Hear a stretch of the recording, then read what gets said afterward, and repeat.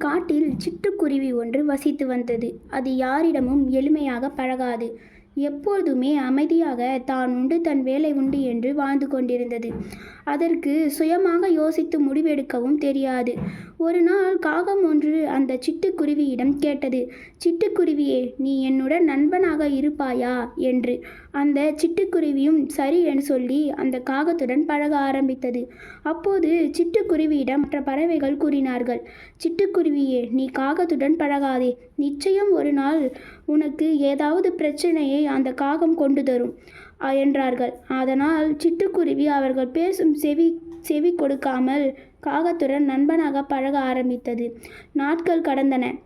அப்போது ஒரு நாள் காகம் சிட்டுக்குருவியிடம் கேட்டது, நண்பா, நாங்கள் செல்கிறோம், நீ எங்களுடன் வருகிறாயா என்று. சிட்டுக்குருவியும் சரி, நானும் வருகிறேன் என்று அந்த காகங்களுடன் சென்றது. அந்த காகங்கள் அருகில் இருந்த ஒரு சோள வயலுக்குள் புகுந்து அங்கிருந்த அனைத்து சோள வகைகளை கொத்தி தின்க ஆரம்பித்தன. ஆனால் இந்த சிட்டுக்குருவியோ அமைதியாக ஒரு மரத்தில் அமர்ந்தது. இந்த காகங்கள் சோளம் உண்ணுவதை பார்த்து கொண்டிருந்தது. அப்பொழுது திடீரென்று அந்த விவசாய நிலத்தின் உரிமையாளர் ஓடி வந்தார். கையில் கொம்போடு வந்து அந்த காகங்களை விரட்டினார். அந்த காகங்களும் பயத்தில் பறந்தன. அந்த காகங்கள் சிட்டுக்குருவியை தனியாக அங்கேயே விட்டு பறந்து சென்றன. அதனால் சிட்டுக்குருவியோ மரத்தில் அமர்ந்து என்ன செய்வது என்று தெரியாமல் இருந்தது.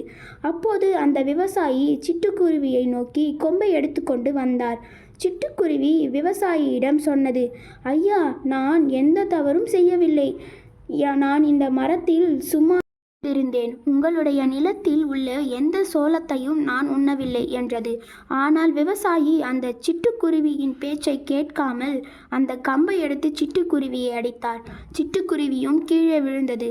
அப்போதுதான் சிட்டுக்குருவி உணர்ந்தது, மற்ற பறவைகள் சொன்னதை நான் கேட்காமல் போனது என்னுடைய தவறுதான் என்று எண்ணி வருந்தியது.